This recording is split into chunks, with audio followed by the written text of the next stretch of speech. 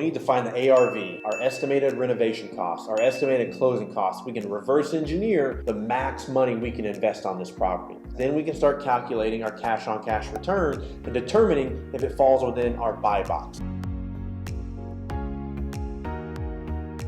Are you a new investor or a real estate agent wanting to work with investing clients, but you don't know how to analyze a deal? In this video, I want to talk to you about how to analyze a potential investment deal so that you can get that next deal or get that next client like a pro. Before we talk about how to analyze an investment property, it's important to understand that there is no one-size-fits-all analysis for every single investment property. It completely depends on the goal of the investor and the exit strategy of the particular property.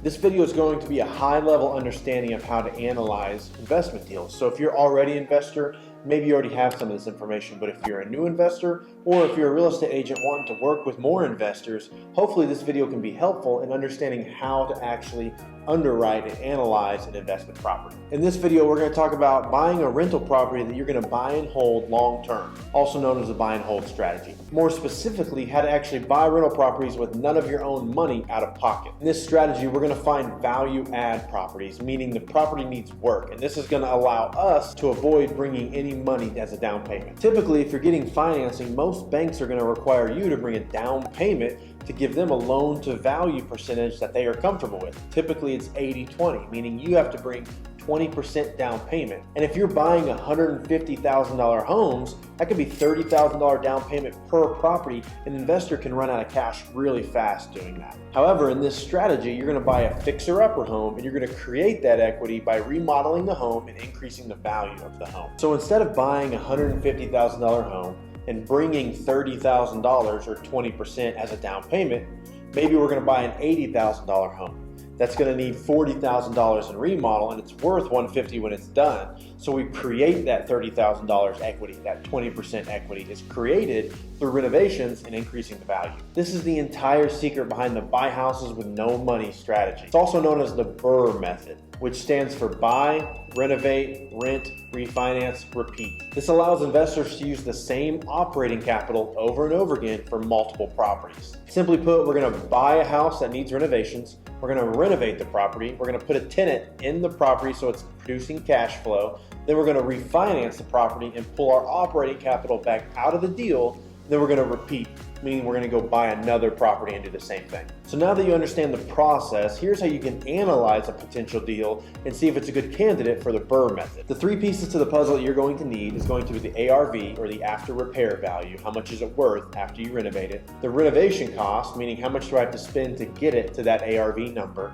And then the average closing cost for local banks and title companies in your area. Let's talk about the ARV first. So the first thing you need to do is determine what the after repair value is on the potential home that you're looking at buying. You can do this by running comps on the property and finding out what the comps are for already renovated homes in that area. And this should be able to tell you what it's worth after you do the renovation. Banks also call this a future value appraisal. Once you know what the ARV is, you can determine renovation costs and you can reverse engineer on what your max offer amount is when you write an offer on this property. That brings us to the second piece of the puzzle, determining the renovation costs. The best way to do this is have tons of experience in construction and tons of connections in construction so that you can just draw on past experience and know what a project is going to cost. However, if you don't have tons of experience and tons of connections in the real estate and construction industry, there's a couple rules of thumb that you can use, and the main one we're going to talk about is the cost per square foot rule of thumb. With this, we're going to apply a cost per foot of the renovation, and that's going to put us in a ballpark of what the total renovation should cost. Now, you need to realize that these costs are going to change greatly over time as materials and labor fluctuate,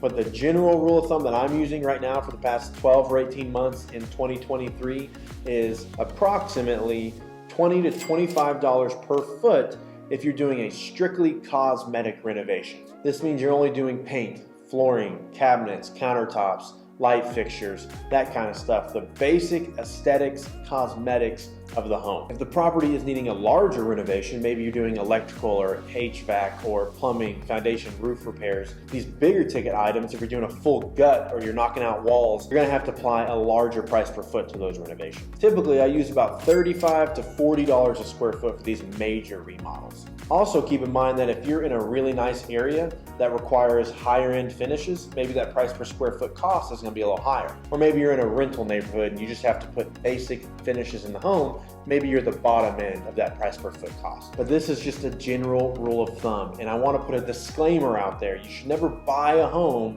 strictly on this rule of thumb unless you are an expert investor. This rule of thumb is just to get you in a ballpark so that you can do your analysis and then you can make an offer. But once you get a house under contract, or if you have the opportunity to walk through a house beforehand, you really need to walk through it and come up with your estimates, or get a contractor to walk through it to come up with your estimates. Don't just use these rules of thumb if you're a new investor. Okay, once you know how to determine the ARV and how to come up with your renovation costs, the next piece of the puzzle you need is coming up with an estimate closing cost. Most community banks that are going to do commercial lending on some residential investment properties typically charge between a half a point to a point in fees. Plus, there's going to be other fixed costs like your appraisal costs and your title costs. The banks and title companies I work with, I typically find that my closing cost is around $2,500 per transaction. Now, this is just the ones I work with. You need to talk with your local lender and your local title company to figure out what average costs you can expect. Okay, now that we have all three, the ARV, the renovation costs, and the closing costs, now we can reverse engineer and figure out what our max offer price is. Let's use an example and say that we have a property with an ARV of $150,000. Now, the first thing you need to do in this calculation is take off 20% from that ARV. The reason is because that's the equity you're building into the transaction. The bank is only going to give you an 80% loan on that ARV. So the first thing is take out that 20%. So that leaves you with $120,000 that you can be all in on this property and have no money out of pocket. Then let's say that it's a 1,600 square foot house that needs basic cosmetic repairs. So if we do $25 a foot times 1,600 square feet, we have about $40,000 in renovation costs. So we have the 120, we take off $40,000 for our renovation costs, then we take off $2,500 for our estimated closing costs, and that leaves us with the max offer price of $77,500. This is the max that we can offer on this property and still be $0 out of pocket. Now, every dollar you go above that offer price is a dollar of your own money that you're gonna have to put in the deal. And just to be clear, it's very common for investors to leave money in a deal. Some banks even require it. So if you can buy a house and only leave $2,500 or $5,000 in the deal, that's a very good deal. That means you're essentially buying a house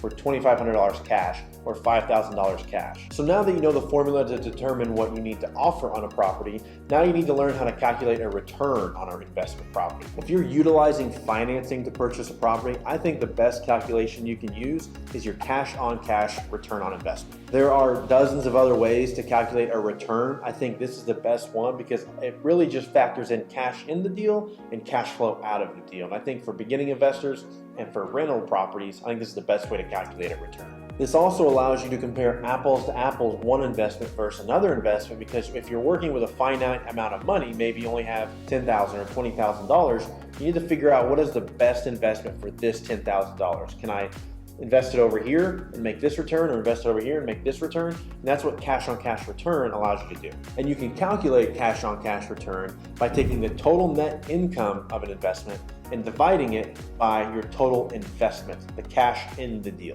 So let's use our example from before. You've determined that your max offer price is $77,500 to have zero money in the deal. But maybe you've been talking with the seller and the lowest you can get them is $85,000. So let's do a cash on cash return estimate based on those numbers. If the lowest you can get it is $85,000, that means you're gonna have to leave about $7,500 in the deal. Now let's also estimate $150 a month in free cash flow. After your debt service, after your interest, after your payment, after your property management, maybe that property makes $150 a month in cash flow. So you multiply that by 12 months, that's $1,800 a year in free cash flow from that property. So we're gonna take our $1,800, we're gonna divide it by our $7,500, which is our cash in the deal, and we're gonna come up with a 24% cash on cash return on investment. Now you can look around and you can see, if I have $7,500, can I invest it here and make 24%? Can I invest it here and make 24%? And then you can compare apples to apples to determine which property or which investment vehicle is best for that $7,500. And just so you know, this example that I gave you can be a real life example. These aren't crazy numbers. You can find a deal that only requires $7,500 out of pocket and gives you a 24% cash on cash return. Now they're not everywhere. Every property won't do that, but these are realistic numbers that you can go find. And if you can take $7,500, buy an asset like real estate with all the benefits that come with it, taxes and cash flow and pay down and everything else, and still get a 24% return on your cash, there's not a better investment out there that I can find. So let's break down the process again. We need to find the ARV, our estimated renovation costs, our estimated closing costs. We can reverse engineer the max money we can invest on this property. Once we know what we can invest, then we can start calculating our cash on cash return and determining if it falls within our buy box. And as an investor, if you find a property that falls within your buy box, you need to be aggressive in making your offer. I see too many investors try to make lowball offers and get really great deals. The market is so hot right now and so competitive with investors. You need to figure out what your max offer amount is, and you need to make that offer. Otherwise, you'll be sitting on the sidelines and you'll never be able to acquire a property. So I hope these two calculations and these two formulas are helpful to you. If you have any other questions about analyzing a deal, I would love to talk to you. I could talk about this stuff all day long. Please feel free to reach out. I hope you can use this information and go get that first deal. Or if you're a real estate agent, I hope you can go out there and get that client and capture them a deal. Otherwise, I'll see you in the next video.